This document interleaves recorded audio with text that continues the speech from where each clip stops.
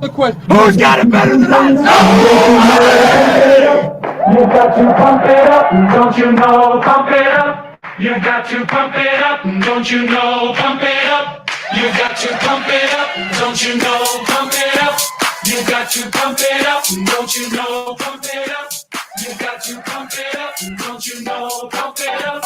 You got to pump it up, don't you know? Pump it up. You got to pump it up, don't you know? Pump it up. You got to pump it up, Trent. It's game week, Wednesday, fan-led Wednesday. We got Fresno State this weekend. You put out an article. What was it? Was it today? You know, man. What was the article about Fresno State? Because I'll be honest, I don't know shit about Fresno State. Do you not read any of my stuff? Am I like nothing to you now or what? I don't even read my stuff. I just write it. I black out for a while. I put it out, and then boom, it's off. It's off the plate. On to the next thing. But we do got Fresno State. Are you a little bit concerned? You put together a piece about what we need to look out for, what we need to watch for. I mean, Trent, you are the resident Fresno State expert, at least for purposes of this show. I mean, should people be excited? Should people be worried? What do we got to know about Fresno State? The little that I've done my research on Fresno State, you know, I went back and watched every Fresno State game for the past 5 seasons just so I can get into it. But I mean, they're a pass-heavy team, and I mean they've got a Central Florida transfer Mikey Keene as their starting quarterback. He actually played for them last season, played 12 games, threw for nearly 3,000 yards. Heavy air raid style of offense. They lost their number 1 receiver last year. They returned their number 2 receiver, who was actually a true freshman. They also brought in 2 FCS All-American transfers and from the transfer portal. So needless to be said here, they pass the football, and that's what Michigan's going to have to stop is their passing game. It's going to be a good test for the new look secondary. You got Jair Hill, Amir Hall back there.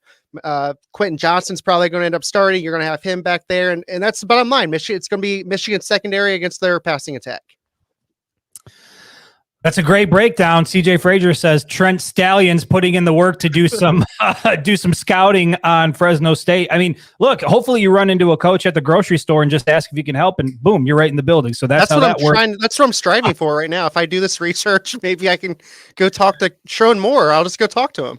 You know what? We should go live before we do go live, because our pre-show conversations, I just think are incredible. I told Trent, I'm like, look, I'm taking some darts here. I'm taking some bullets on my, my whole take on everything. I'm not bringing it up on the show, but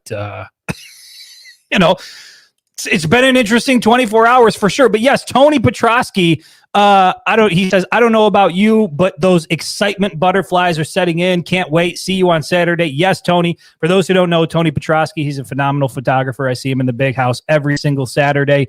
Can't wait to get back in there. I don't know what it is, man. I feel like there's a part of me, it feels surreal. And I don't know if maybe it's because this is just what happens when you have a successful football season, right? We watch Michigan go on an incredible run, and we're not used to that. So sometimes the off seasons can feel very long, and it's like, finally football's back. We have football back, and we've got another chance to go and achieve something.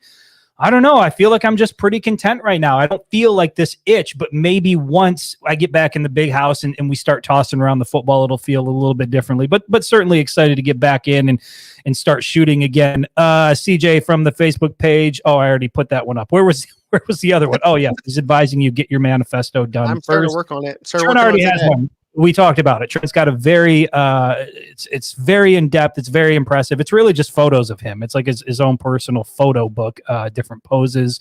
We've got Scott Bryan from the Facebook page. Breaking news on the portal. Looks like spring window, transfer window closing. I heard that. I don't know. Is that official as of now, Trent? Have you seen anything about that? I know it's been reported that they're looking at it. Yeah, I've heard that too, So the first window, isn't that like in when is that? Is that December when that opens? Yeah, it's right around the end of the football season. I think the argument is that, you want to let guys finish out with their season. So isn't that crazy then? Like, because I believe when the first window closes, there could still be 2, 3, 4 games left in the season with the new expanded playoff. So you're telling these kids that are on the final 4 teams, hey, you either have to leave your school and transfer, or you just don't get a transfer now. Like, that's kind of a weird situation, I think. Yeah, it's weird. I mean, you would think, you just move the window, right to the postseason. Yeah. I mean, the season's over, all the games have been played, and now maybe you open it up for 3 or 4 weeks right after that. I don't know, man. I mean, I think everything there's so many moving parts to it all the time, and it's constantly evolving. Like whatever it is they decide to do with the transfer portal window next is not going to be the final iteration of it. So we're all just kind of watching this thing evolve and change. We know the Big Ten. This isn't how the Big Ten is going to look. I mean, what do you think the odds are that this is how the Big Ten looks in terms of having 18 teams 5 years from now? Do you think it's the same? No, I think I think there's a 0% chance it looks the same in 5 years. Right. So, I mean, that's where we're at. Like, we don't even know what the conferences are going to look like. We're not sure what the transfer portal window is going to look like. So I think that's my answer to it. I think the best solution is, once the season is over, there's a national champion, all the games have been played, then you open it up and you let you let people make their moves. I also think one of the issues with the spring window is that you've got guys who have been part of the team or guys that you think you can count on. And then all of a sudden in the spring, they're like, nah, we're out, sort of deal. So it just seems like a weird thing. There would be a better window to do it, but I'm just some idiot in a bedroom talking on a podcast. What the hell do I know, Trent? Brandon from the Facebook page says John Jansen supposedly under the impression that Davis Warren getting the starting nod. I didn't see that. I didn't hear that, Trent. Thoughts on that? Would you be surprised or shocked if we're not getting an orgy in the end zone to start the season? If you've asked me that a month ago, I would have said absolutely. But the way things have been trending, we've been hearing Davis Warren's name left and right. So no, like right now, that does not surprise me. If he's the first one that walks onto the field Saturday, like I would just say, okay, here we go. It wouldn't shock me at all. Yeah, and Adam from the Facebook page, he says, or he asks, I should say, are we really worried about our QBs or no? I think that's an interesting question. Grant Newsome met with the media today. He had a really interesting quote, that he gave about the quarterbacks in particular. Grant Newsome said, he likes both options. Again, media members have been trying to push a coach or a play. What are you seeing in camp? What are you seeing in practice? Which guy kind of has the edge? They're trying to find every single way they can to who's going to be the starter, and Michigan's not giving this up. But Grant Newsome today at his press conference did say that he feels so confident about both options, Alex Orji and Davis Warren. He said, we can win a national championship with these guys, which I thought that's a pretty bold statement. I mean, we saw Michigan do it with J.J. McCarthy, obviously, and he's an elite talent. The numbers, I think, are deceptive. Like, if you're just stat watching and you go and look at J.J. McCarthy's numbers, it's not going to be like, oh, that guy had to be one of the top quarterbacks in the country. But if you watched him play every single Saturday, if you got to see the way he interacts with people, the command he has, the leadership he has, that's a tough thing to try to replace. So Grant Newsome saying, to Adam's question, are we worried about the QBs? Grant Newsome thinks those two guys can lead Michigan to a national championship. Trent, I mean, do you share that same confidence? Obviously, he has a better insight into that because he sees he's got.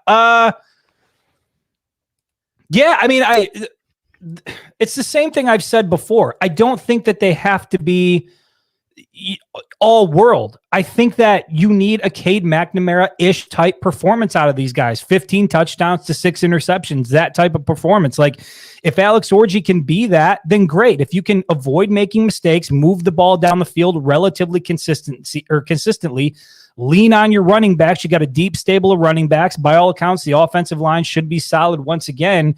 I don't think there's going to be a lot of pressure on the guy at quarterback. I think Michigan has enough weapons to be effective offensively. And then again, you look on the other side of the ball, that defense is going to keep Michigan in every single game on Saturday. So yeah, I think that those two guys could be that, but there is such a big unknown because we don't see them play. And the statistic, when you go and look at it, Warren now going into his senior year, Orji going into his junior year, combined, I don't know, those guys are what, like 6 of 15 all time through the air, no touchdowns, 1 interception. Like, there's really not a lot to work with. Jack Tuttle, I think, even though he's never been able to establish himself, and he's not obviously in this race because he's battling with injury right now, but even though he was never able to establish himself where he was, whether it be Indiana, we saw him in limited reps at Michigan, at least there was something there to work off of. You could go to the film. You could watch the way he operates, the way he throws the ball, the way he reads a defense. You really don't have it with these guys. And so you got to kind of take Grant Newsome's word for it, right? You can win a national championship with these two quarterbacks. Do you think he's gassing them up a little bit? Or do you think that he legitimately feels that this team can win a national championship with those two guys? I'm sure it's probably a little bit of both. Here's my thing, and I've said it plenty of times. I feel like if either Alex Orji or Davis Warren can just be Cade McNamara out there, I think Michigan can easily get to the playoff. And once you get to the playoff, I mean, anything can happen, and you take one game at a time. Here's the thing, though. They didn't even win a playoff game with Cade McNamara. It took JJ McCarthy to win a national championship. It took JJ McCarthy's numbers weren't super elite by any means because he's playing in Michigan's offense, but he made the throws when needed. I mean, look at the Alabama game. He made some crucial throws in pressure situations, and we didn't exactly see that out of Cade McNamara. And to me, that was kind of the difference between Cade McNamara and JJ McCarthy is JJ was able to make those throws. Is Alex Orji or Davis Warren able to do that? And that's obviously yet to be seen. And I think that's going to be the big point there if they can do that or not.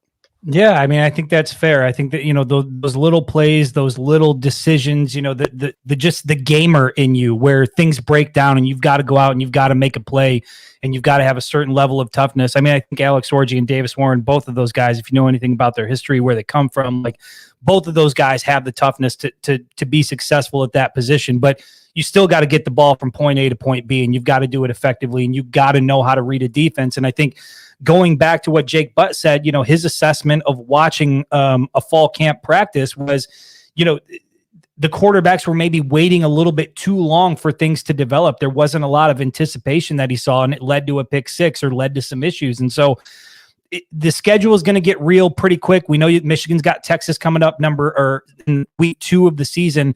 And that's why I think for sure, and maybe Trent, I'll throw this back to you. I can't remember if we talked about it on Monday or not, but I think that we're going to see a steady dose of both quarterbacks on Saturday. I think Davis Warren and Alex Orji are going to get a lot of run because for as good as they may look in fall camp and in practice, you got to see what these guys look like under the lights on Saturday in the big house, what they're really capable of. Do you think we're going to see, I don't know if it's a 50-50 split, but regardless of who comes out there first, do you think we're going to see a healthy dose of both guys on Saturday? Yeah, I've unfortunately came to the conclusion that we are going to see 2 quarterbacks on Saturday, if not 3. Welcome to my world. See, I don't want it. I'm not. Slowly, Trent, you're evolving to a 2 quarterback guy. I can see it. Get on your face. No, I'm never going to be like, okay, they need to play 2 guys. I don't even want a 60-40 split. Like I would be okay with like an 80-20. I mean, at absolute most. But like I've said before, if Davis Warren's the starting quarterback, I want to see Alex Orji run the football. I think you have to. You have to put him in there and let him run the football.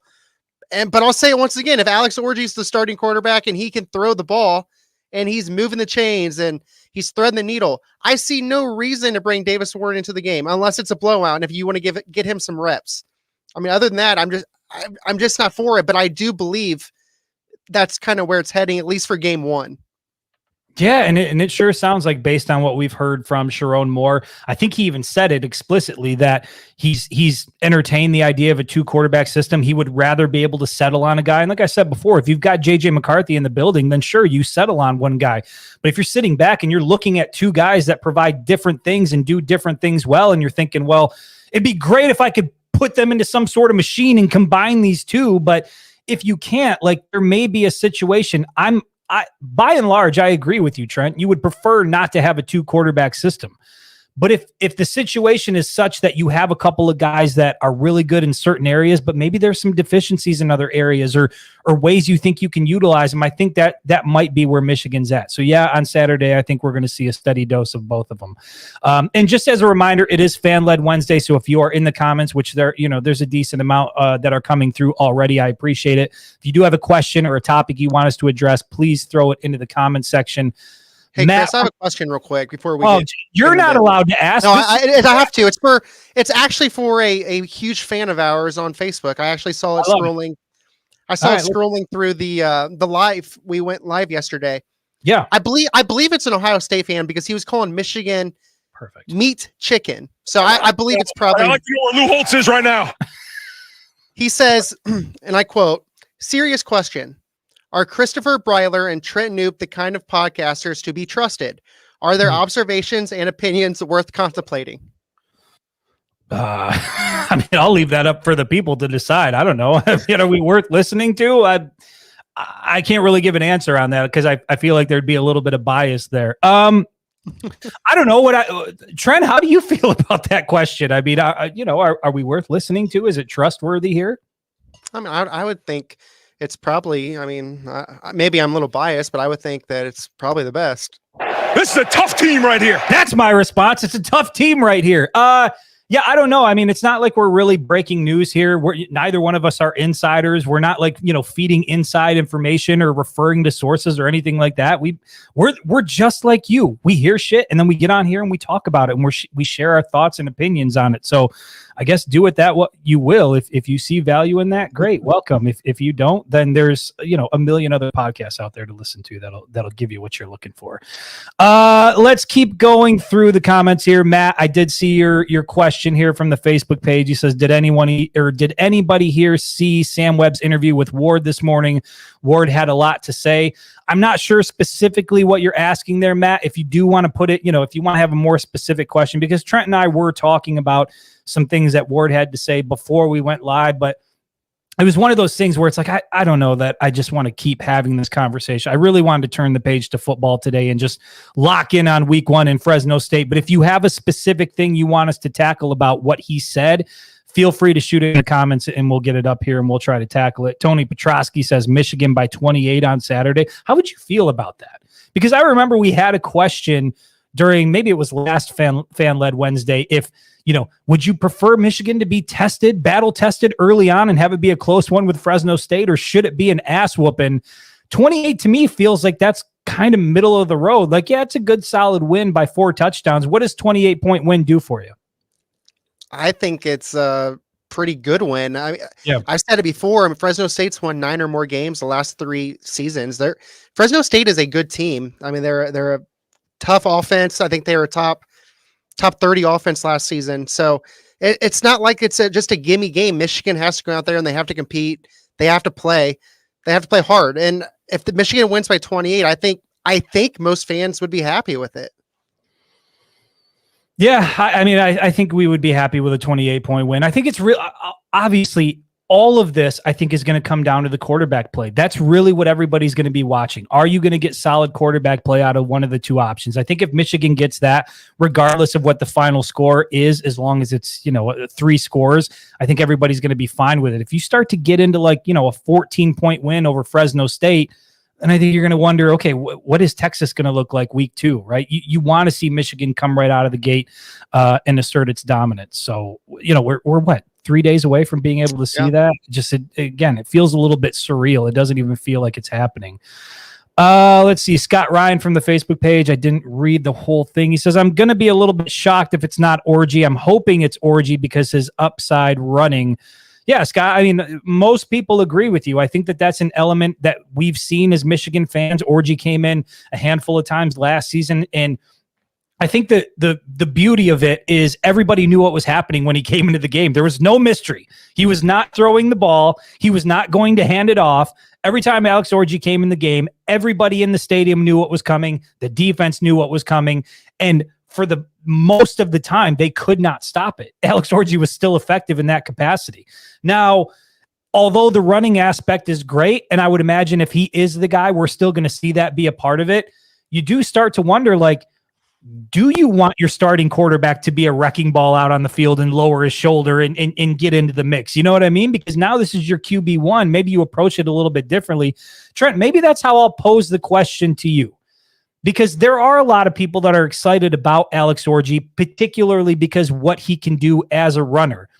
If he is the starting quarterback, if Michigan has a guy in Alex Orgy, do you anticipate we'll see a bit of a change in terms of the way that they run him or how often he is running the ball when he's in there? Normally, I would say yes, because like you said, you don't want your starting quarterback to get banged up running the football. I mean, look at JJ McCarthy. His freshman year, he ran it quite a bit, and then you saw that take a big step back as sophomore and junior seasons.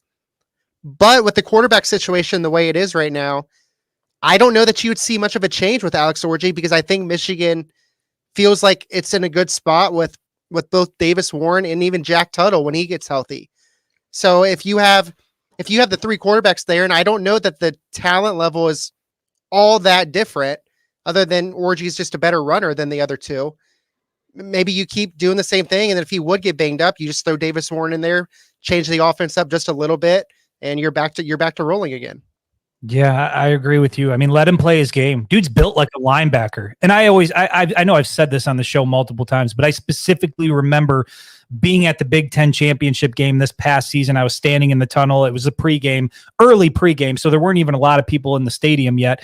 But Alex Orgy came out. He was wearing his tank top. He had his football pants on, but didn't even have shoulder pads on. He came walking out, and there were two security workers that were standing there that were trying to figure out who he was and what he did. And the one guy said he's a linebacker. Now, I know Alex Orgy has a brother, right, who's a defender, but that's the way he's built. You look at Alex Orgy walking around just in normal street clothes, and you're like, oh, yeah, he's what, linebacker? No, that's Michigan's quarterback. This dude is jacked. And I think that build is part of the reason why he can inflict so much damage with his legs and the durability thing. Like, I don't think it's going to be an issue with him. So, long story short, I would hope that they don't change his game at all. Let the guy do what he does best. Let him run the ball when he needs to. And if he can come out and be accurate and give you, 10 to 15 good attempts every single Saturday, I really think that's all they're going to need out of the quarterback. Unless you get into a situation where you're playing from behind and you got to sling it around a little bit more, which I don't think is going to happen often for Michigan this year. I think for the most part, they're going to be in control of the game. You run the ball, you throw it 10 to 15 times, and then you lean on that elite defense to get you to where you need to be. That's how I see it playing out. Yeah, I agree. I mean, Michigan, even the past two seasons with JJ, I mean, their identity was running the football, and obviously it's not going to change with 2-3 new quarterbacks we're talking about, starting quarterbacks. So, yeah, I mean, Michigan's going to keep just running the football. And this is a great point. Harold Pohl from the Facebook page, he says, I think if you line up Orgy and Donovan Edwards in the backfield, it can be scary good. Both can run and both can pass. That's true.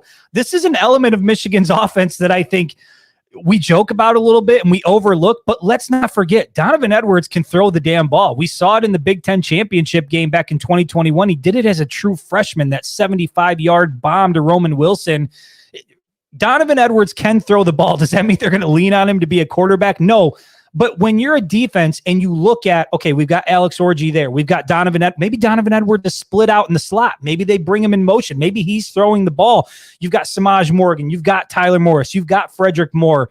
There's a lot of weapons to have to deal with, I think, when you have Alex Orgy behind center. And I think that's really what a lot of people are drawn to, is that you have a guy like that who's not one-dimensional. And I'm not saying Davis Warren can't run, but Davis Warren is not Alex Orgy with his legs. We understand that. So that dual threat ability, same as it was with Denard Robinson, it just creates another level to the offense that a defense has to deal with.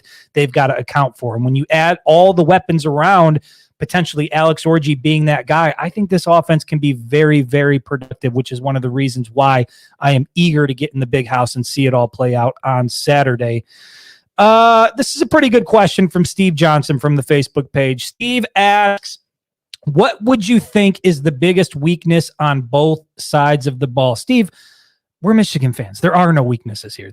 It's strong everywhere. I'm being sarcastic here. Trent, I'll pass it to you. I think we're going to be in agreement on the offensive side of the ball, but I'm really interested to hear what you would say defensively. So for you, where are the biggest weaknesses on each side of the ball? Offensively, I don't think we have to go too much into it. Quarterback, we're talking about replacing JJ McCarthy with a lot of inexperience.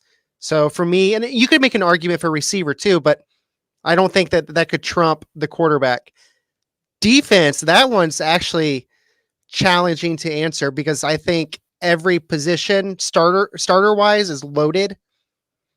If you want to, am I able to say depth, or do I need to say an actual position? Hey, it's your world. Whatever you want to say. I mean, if you think depth is a weakness, I would think that is a valid weakness. Well, and then I'm going to say the overall depth on defense. And the thing is, I think the depth is actually good. I just don't think it's going to be as good as it was last year. You're talking about, for example, Kenneth Grant wasn't a starter last year. He's now a starter. Josiah Stewart, Derek Moore, they were backups last year.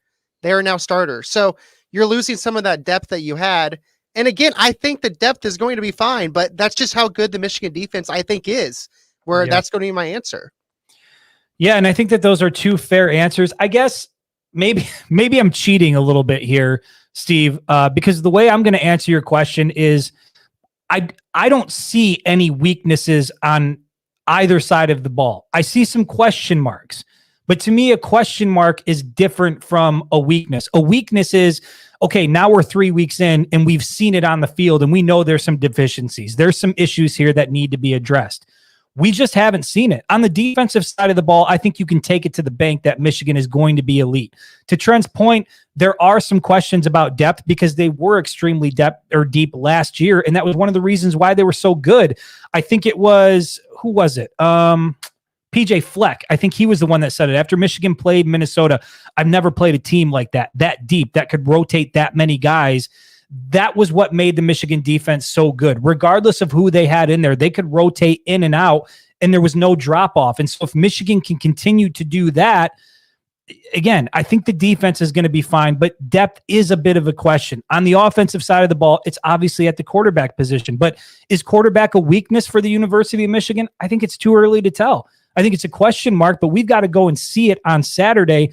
And then sure as hell, we're going to find out against Texas what Michigan really has there. But I don't know, man. I don't know that I can look to either side of the ball and point to something and say, that's a weakness right there. That needs to be addressed. I just think there's a couple question marks, but by and large, I think that this team's going to be good.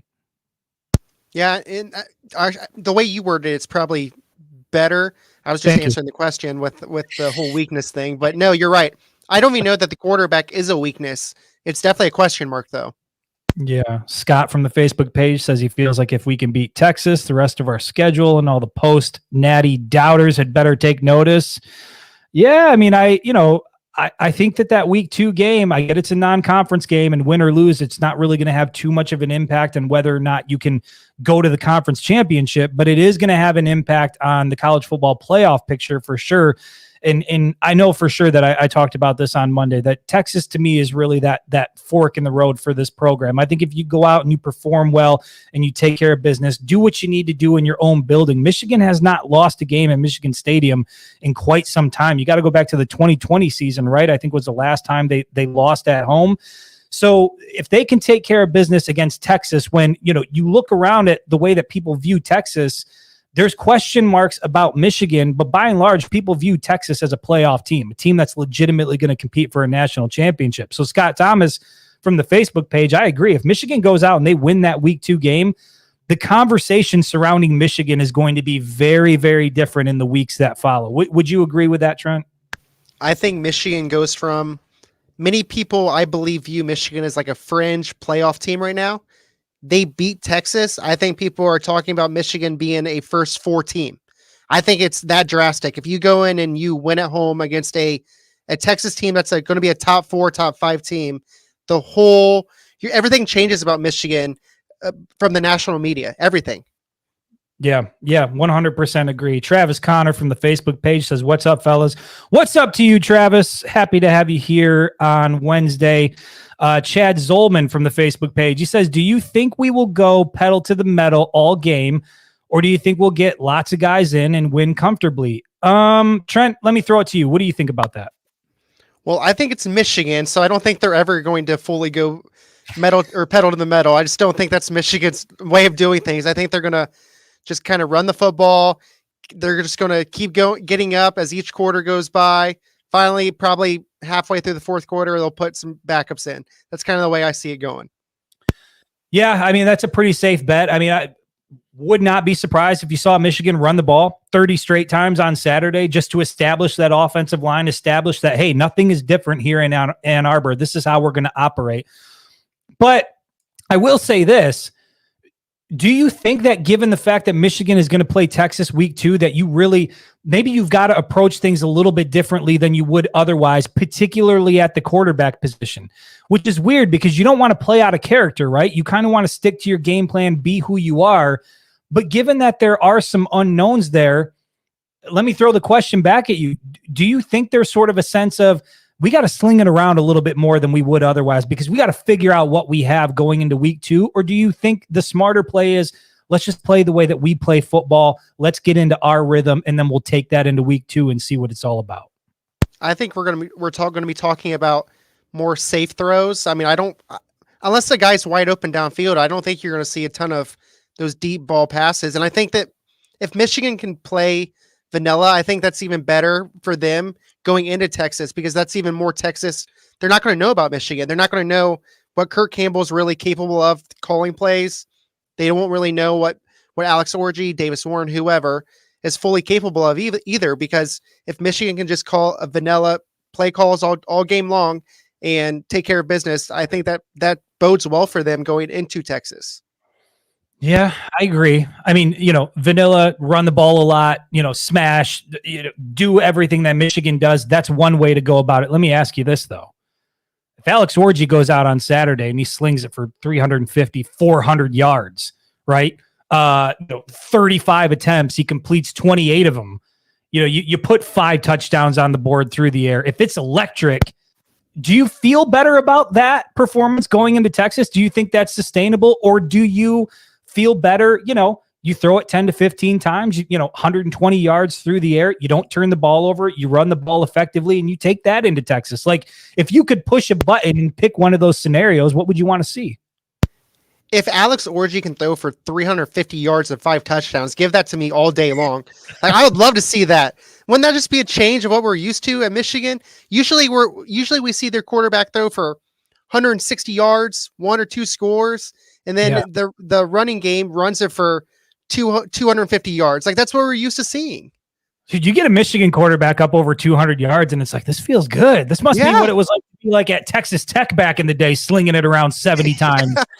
I don't know. I mean, to your question, Chad, I think Trent answered it well. I think what we're going to see is Michigan play within itself. I don't think they're going to try to do anything outside of what they want to do every single time they take the field, which is what we said before. Throw it when you need to, try to be efficient through the air, but by and large, rely on your offensive line and your running game to get the work done, set the tone there. But I do think you got to figure out a little bit what you have at the quarterback just to give yourself some confidence. If not, give Sharon more confidence, to give Alex Orji confidence, to give Davis Warren confidence. Like, let them go out and sling it around so that they can build that confidence going into what's going to be a massive week 2 matchup in the Big House. May's out, if I'm not mistaken, right, for that week 2 game? Yeah. That should be pretty fun.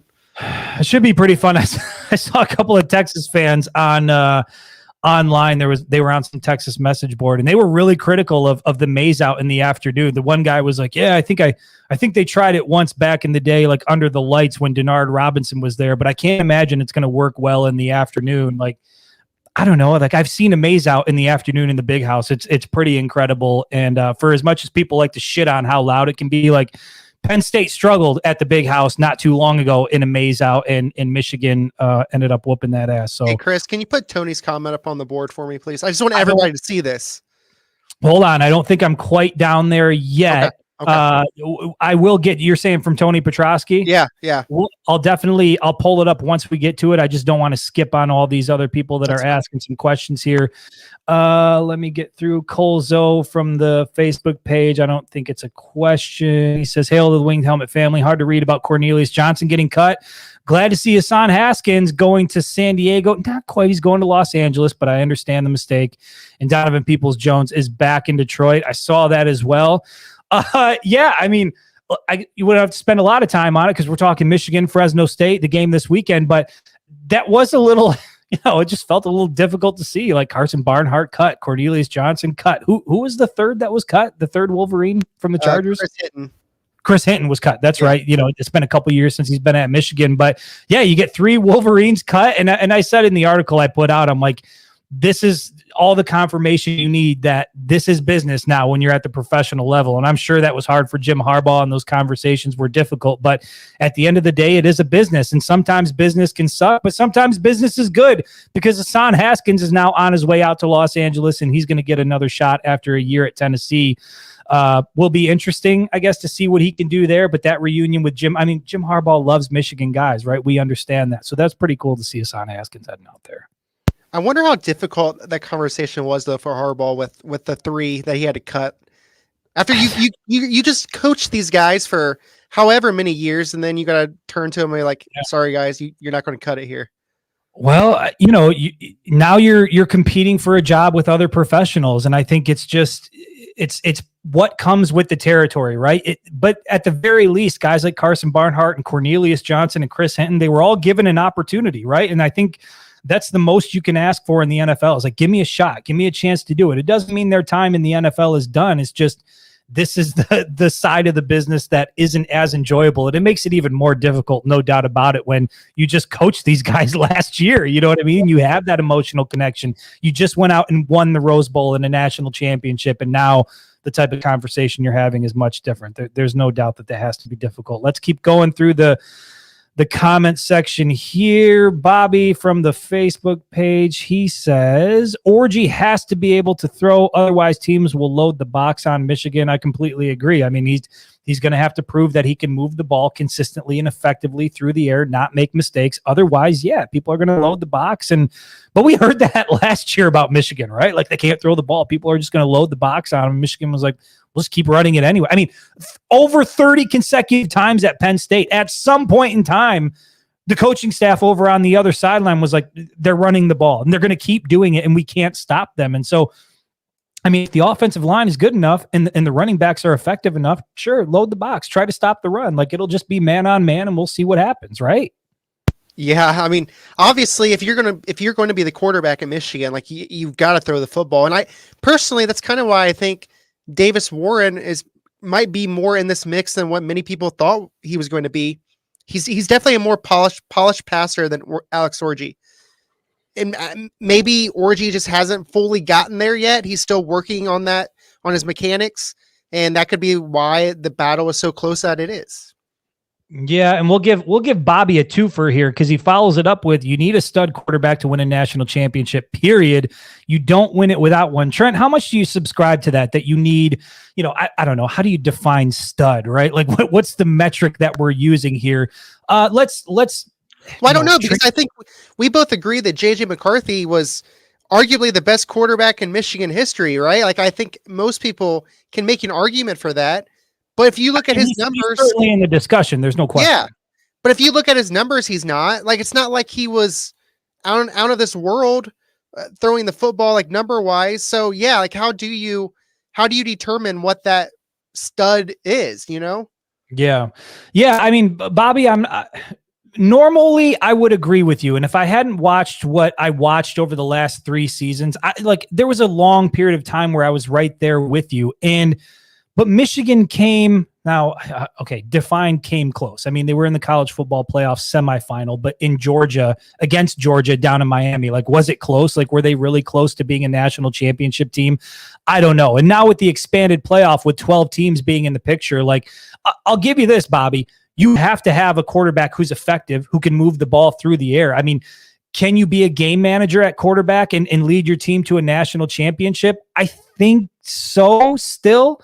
I just think, once again, you've got to avoid making big-time turnovers, make plays when your team needs it. But the way that Michigan is built and the way they've been so successful is win in the trenches, run the ball, and utilize those guys that you have on your roster. And I think we're going to see more of that in 2024. So until somebody proves that they can prevent Michigan from doing what they want to do the way they want to do it, yeah, you want to have a guy who's solid at quarterback, but I don't think you need a superstar at quarterback to win a national championship, especially not with the way that Michigan's built. Let me ask you this. I keep seeing a lot of people put Stetson Bennett's name up there from Georgia. I don't think he was elite. I do think he was a very good college quarterback, though. If you have Stetson Bennett on Michigan this year, I think you feel pretty good about your chances. Do you agree?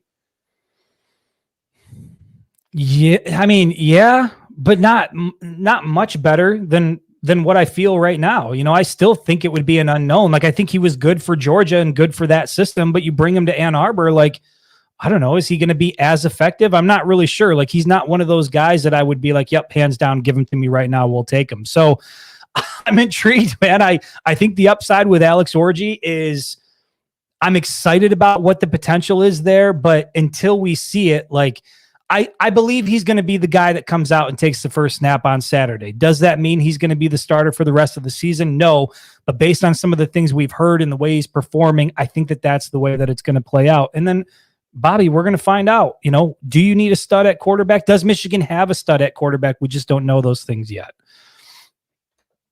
Let's keep going through here. Some of the comments. Darren May from the Facebook page says the opposite side of Will at cornerback looks promising. Yeah, I think Jair Hill, I think he's going to be solid. He's a guy that we heard a lot about. He's sophomore. He's young, but he got some playing time last year. And, I said it before. I watched him during the spring game. Some guys are just built mentally in a certain way where you're like, yeah, that guy's got it. He's going to be good. He's about the same size as Will Johnson. He's physical. He's scrappy. He won that job for a reason. And so that was one of the big question marks going into spring ball and fall camp is how are you going to replace Josh Wallace? I mean, there was a veteran there from UMass, a transfer. Like, does Michigan have another cornerback on the roster? I think they have more depth there than people are willing to give them credit for, but I wasn't surprised to see Jair Hill rise to the top of the list. Yeah, and I kind of spoke on that Monday a little bit. I think Amir Hall is really good. So I think that just kind of speaks on Jair Hill a little bit more of how much he's progressed as a sophomore. I think you have 3 legit corners at Michigan this season with Johnson, Hall, and Hill. Agreed. And Travis from the Facebook page. This guy's I recognize Travis every time his name pops up because we got to battle with Travis a little bit here. He could be a little bit harsh in the comments, but that's why I like having him around. He challenges us. I'm not exactly sure what this comment is referring to, though. Maybe it was something that we said a while ago, but if you could elaborate on it, I'd be happy to pull it up. He says that statement is so two-sided. JJ, I think it's when I said that Michigan didn't win a playoff game with Cade McNamara, that it took JJ McCarthy to win a national championship because Michigan lost to TCU in 2022. I think that's what he's referring to. Yeah, but I mean, Cade McNamara is not JJ McCarthy. There was a big difference between Cade McNamara's 2021 performance against Georgia compared to JJ's 2022 performance against TCU. There was a big difference between the score and performance. Yeah, I mean, one guy was a playmaker, one guy was a gamer, and the other one was truly more of a system quarterback, stay in the pocket and just hope things evolve around you sort of thing. Like, that was the difference. And I think, we saw it. Obviously, it didn't go the way that we wanted against TCU, but it wasn't like, did JJ play great? No, but he was also slinging it around the field and he was helping keep Michigan in the game for as much as he hurt with the turnovers. Like, he was battling back and making plays, and you could just see those elements that Michigan was on the path to greatness. And I think that's why everybody felt so comfortable and confident with him. But I mean, the winds change in Ann Arbor very quickly. And I told you this the last time we were talking about the quarterback battle. Maybe it was on Monday, maybe it was last week, but I remember very clearly what the tone around JJ McCarthy was during that performance against Bowling Green when he threw 3 interceptions. And this was after that TCU performance. And it was like, JJ's too reckless with the ball. He's too much of a gunslinger. He doesn't, that conversation was happening with JJ McCarthy. But I think for the most part, everybody looked at the way he played football and realized that's what it's going to take to get us to the next level. So, maybe going back to Bobby's point, like, yeah, maybe you do need a stud, a gamer at quarterback if you want to get it to the next level, because Michigan certainly had that with JJ McCarthy. Yeah, and I think going back to your point, I think everybody saw the writing on the wall. Even his freshman season, you could see JJ make plays that we hadn't seen in Michigan for a long time. And not that Cade McNamara couldn't get it done. Like, he did some good stuff for Michigan as a game manager, but he wasn't at that level that JJ was. Yeah, I am struggling to keep up with the comments and the questions here. I thought I was getting caught up and then it reloaded, and I am way behind right now. Let me ask you this question, and maybe it won't be so specific to Alex Orji, but Scott Ryan from the Facebook page, he says, don't you think the helmet-to-helmet communication can help a young quarterback like Orji? Like, hey, on this play, look for X, et cetera, et cetera. Yeah, I mean, I think helmet-to-helmet communication is a great thing. Whether it's for a young quarterback, a veteran quarterback, I think that's now an element of the game. I think that the game is better because of it. Thank you. I'm not going to even say it. Never mind. I'm not going to bring it up. But yes, I think the game is better because helmet-to-helmet communication is now a component of it. But Trent, how much do you think, given the fact that Alex Orji, yes, he's a veteran. Davis Warren is a veteran, but those guys are still pretty inexperienced on fall Saturdays. How much do you think the helmet-to-helmet communication is going to help given Michigan's quarterback situation? I think it's going to be huge. I saw it last year in the NFL with my Minnesota Vikings. Kirk Cousins goes down. They trade for Joshua Dobbs. He comes in. The first 2 games, Dobbs looks electric. He didn't know the offense, did not know it at all. But Kevin O'Connell was in his ear with the communication, telling him what to look for on this play. You're doing this. And I mean, he ran the offense smoothly. So I think absolutely. I think it's going to be huge for either Orji, Davis Warren, whoever. I think, yeah, absolutely. Yeah, and I think we've established this pretty well. Like, I'm not the most plugged in. I'm not the most aware person here. Like, I'm really just the face of the whole deal, right? I'm the beauty of the deal. There's no substance behind all this beauty that you're seeing. But I do have a question for you, Trent. So, to my understanding, the helmet-to-helmet communication, that cuts off with 15 seconds left on the clock. Am I understanding that right? On the play clock? Correct. Yep. And is that, they don't do that in the NFL, right? That's different. They do. They do. Oh, they do it in the NFL. Yep. Okay, so do you think that that's going to cause any issues? I mean, I know that there's clock issues all the time and there's confusion here and there. Like, do you think guys are going to adapt to that well, or do you think that that's going to create a bit of an issue? I mean, with anything new, I think there'll probably be challenges in the beginning. But again, look at the NFL. They've been doing it for several years. I don't remember when they started it, but I'm sure there was probably challenges then as well. So yeah, to answer your question, I'm sure there's gonna be difficulties here and there, but I think once they get it down, and they've been using it for several months now in practices, but I think it can only help the quarterback, and it can only help the defense too when you have the green dot on the linebacker or whoever's wearing it. Yeah, 100% agree. Let's go down to the next question. We got CJ Frazier here from the Facebook page. Good to see you, CJ. He says, what do you think the run pass split will be on Saturday? 70-30, he asks. Trent, what do you think about 70% run, 30% pass? That seems pretty on brand for Michigan football. Yeah, that might be a perfect number. Like, I could see it 65-35, 70-30. I think that seems pretty spot on for Michigan. Yeah, and agree. And like we said earlier in the show, I think it's going to be more of the same. I don't think Michigan's going to play out of character. I don't think you're going to see like a 50-50. We're going to sling it around a lot. Even though I do think that, just personally speaking, I would think that there would be some emphasis to let the quarterback sling it a little bit more just to figure out or get a rhythm there or get some comfort level there. But yeah, I don't think they're going to play out of character. I think they know who they are. I think Michigan has a clear identity, and they're going to continue to utilize that identity once again until somebody on the other side proves they can stop it. And it didn't happen all last season, and it hasn't happened in the big house in quite some time. And so I don't think they're going to veer too much away from what they've been doing. So yeah, CJ, 70-30, that might be generous to the passing game. It could be 80-20. It might be 90-10 with Sharon Moore running things. We've seen him go that direction before. So yeah, 70-30, I think that's pretty generous to the passing game.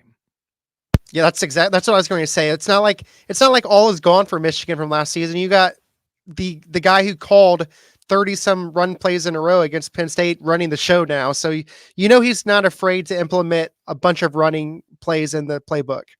Yep, no question about it. Travis Connery says, let's not forget Davis. I think you're referring to Jaden Davis there. Yeah, true freshman quarterback. I mean, a lot of good things we've heard about him throughout the spring and then into fall camp and you know, his maturity level and what he brings from you know, a talent and athleticism standpoint. I think it's just a situation where Michigan doesn't really play true freshman quarterbacks. I mean, you got to go all the way back to Chad Henne the last time it happened. They like their veteran guys. And you know, will Jaden Davis play on Saturday? I'm not really sure. Would I be surprised? No, if they can cycle through some court. Actually, yes, I would be surprised. Let me take that back now that I'm putting some thought into it. I would be surprised because I think given the limited experience you have with a Davis Warren or an Alex Orji, if you are going to throw the ball in whatever reps you're going to do it, I think the reps need to go to those guys because that week 2 game, you're going to be relying on those 2 guys to get you through that. And so as many reps as you can get them, they're going to be better off. But certainly Jaden Davis is going to be a factor, you know, I don't know, 2025, 2026, assuming that you can hold on to these guys. You never know with the transfer portal and NIL and all that stuff going on. But it feels as of right now that he's got a bright future in Ann Arbor. Yeah, he's definitely going to redshirt this season. If he plays, he'll only play in 4 games, because if he plays them more, he burns his red shirt. And I know Michigan wants to redshirt him. So the earliest you probably see Jaden Davis, I'm guessing, is week 3 against Arkansas State. Should be a blowout, and I could really see Michigan cycling through players in that game. Yep, no doubt. Matt from the Facebook page says, so are you all going live Monday, Wednesdays, and Fridays again this year? Yes. The schedule is Monday, Wednesday, Friday. Monday is a pre-recorded show that will come out at 6 p.m. where we're just talking about the game and doing sort of a rehash of that. And then Wednesdays, we're back live with Fan-Led Wednesdays. Fridays, we're doing our game predictions and looking ahead to the opponent. So we are officially back. This is the first week, Trent. We are on the 3-show-a-week schedule now. Friday, we're going to be back live. We're going to be doing our not just our pregame predictions, but we're going to be talking season predictions and really diving into how we think this thing is going to play out. So, yes, very, very excited to be back to 3 shows a week. Let's keep going through the comments. Did I get to that comment that you wanted me to bring up? No, that you didn't get to it. Did I skip it? I don't know. I don't know where you're at. You're like all over the place. I am, it's 6. Oh, I'll tell you where I'm at. It's 6:53 and I'm still going through 6:17. See, Tony just chimed in. Nope, you didn't get to it. Let me keep going through here. Not feeling the 2 QB system beyond the first game. We've talked about that a little bit. Trent's right there with you, Rashad. Rashad from the YouTube page says he's not feeling the 2 QB system. I think there's a lot of people that agree with you. Ideally, you would like to have one quarterback, but I think in this week 1 game, you've got to roll the ball out and let both guys have an opportunity to see what you have there so that going into week 2 and week 3 and all the other weeks, you feel good about that guy. Kurt Campbell was pretty clear about that. He said, when we make a decision, we want to feel confident, which is why supposedly they're waiting as long as they are because they want to make sure they get it right.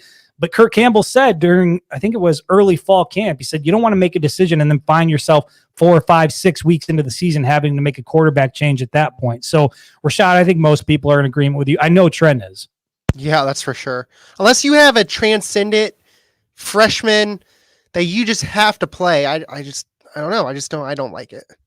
I don't know what this is for, but Darren May said, what the hell, Trent? So I'm sure you said something that was controversial, egregious. Let me just keep going through here. Tell Brohio to kick rocks. Not even going to touch that. Chicken is a poultry, not a meat. So there's that. Oh, is that about the meat chicken thing from? Yeah, that's from my dude. You are so far behind. Oh, well, I mean, it's show. Listen, I mean, it's a good thing. There's a lot of comments and a lot of questions coming in. And so, yeah, I feel like a dick if I skip them all. Then it's like all these people that were writing things. It's like, I don't know. You have all these people at the end writing stuff that you're never going to get to. I know. I'm trying to get this show will be like 4 hours long before you catch up. Maybe we should just do a 4-hour-long fan-led Wednesday. Maybe that's what it should be. 4 hours. But I don't know here. Ever heard of JJ? I don't even know what that's in reference to. We're going to have to get like a screener or somebody to read these things to help keep us in line. We need a moderator on the show. Maybe this was it. Tony Petrosky at 6:30. He said their quarterback was already running their mouth about the team up north. Should add a little more. He said that if Alex Orji throws for whatever the amount of yards you made up, like if Alex Orji throws for 350 to 400, okay. Yeah. He said he would buy my JJ McCarthy jersey. I just wanted that up there so everybody sees the proof. All right. So there really wasn't anything of substance to it. He's just making it. No, there was a big thing on there that we needed proof of. So if Alex Orji throws for over 350 yards, he's going to buy you a JJ McCarthy. Buy me a signed jersey. Yeah. Fantastic. Here we are from the YouTube page. God damn it. Third Base Investigators, just an incredible name and profile picture there. He asks, is Quinn Ewers really that good? He lost his best receivers and their entire defense is booty cheeks. That's a pretty good assessment of Texas. Trent, I'll ask you. You are the resident QB guru. Is Quinn Ewers that good, particularly after he shaved off the mullet? Can this guy ball out in the big house? Yeah, man. Quinn Ewers is pretty solid. On top of that, Texas could have one of the best offensive lines in the country too. So you have that protecting him, and it's still Texas. They have playmakers. So Quinn Ewers probably ends up in the Heisman race, I'm guessing, by the end of the year. Yeah, I mean, I think he's going to be a solid quarterback. It's fun to rag on him a little. I was going back and looking at old photos of that haircut. I don't feel like I'm in, as a bald person, I'm really not in a position to make fun of any haircut, because if you can grow hair, you already have a leg up on me. But that was I don't know, the whole, I don't know. I mean, are you into the mullet game? You're a guy that can grow hair. Is there a chance we might see Trent rocking a mullet in the near future? It has come back, the mullet, the frohawk sort of thing deal, right? Do you think I should? You know what? If Michigan goes undefeated this year, I'll get a mullet. I love it. I made that bet. What was it?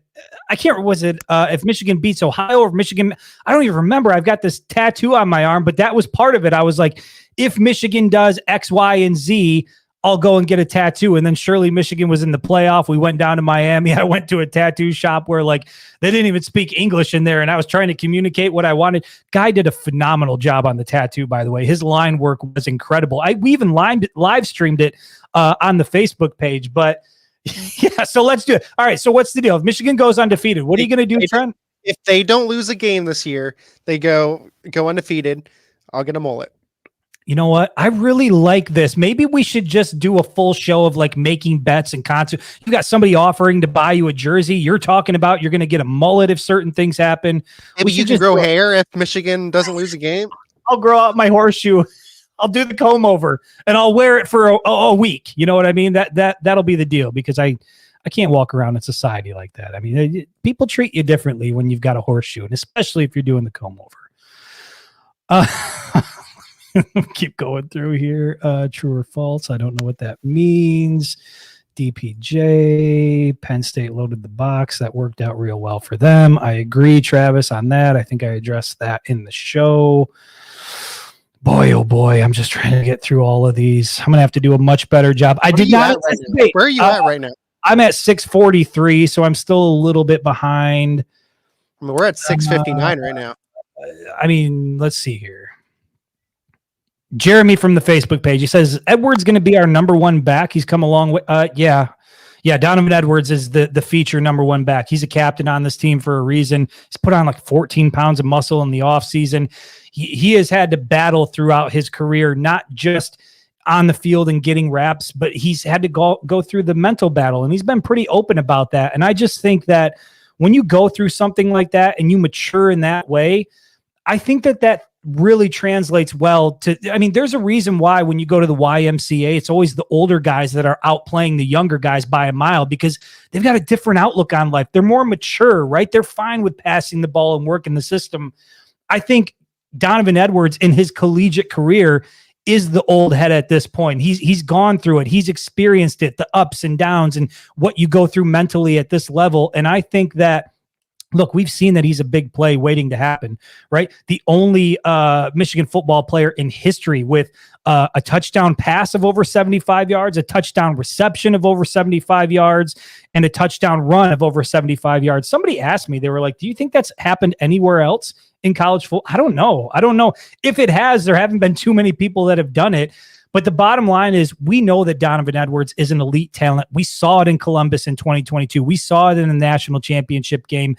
Yeah, he had to make some growth. He's got to read the line a little bit better and where the holes are at. Maybe be a little bit patient or maybe be quicker to the hole. Like he had to develop his game going into this season. I think he's done that, and I think he's on the verge of having a monster year.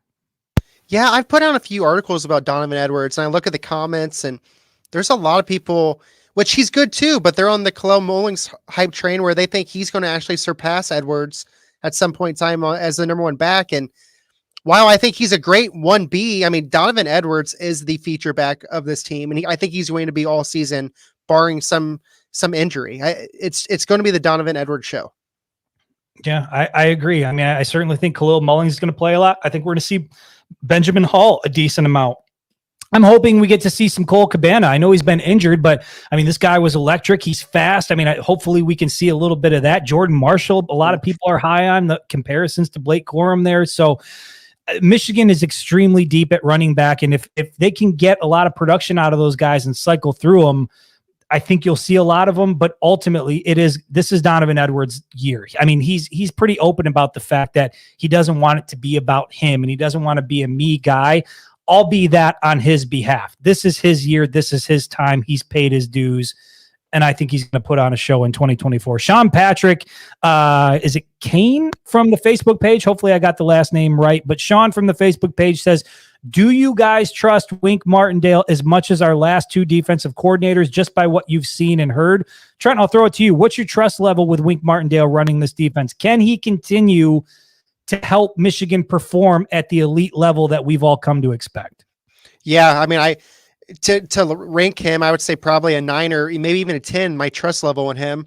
I think it just goes back to Mike McDonald and Jesse Minter coached under Wink Martindale. They brought his philosophy to Michigan. He's literally the OG of this scheme. And you have that running the show here at Michigan. He's an aggressive play caller, and I think that's only going to help Michigan this season. So yes, I fully trust Wink as a defensive coordinator.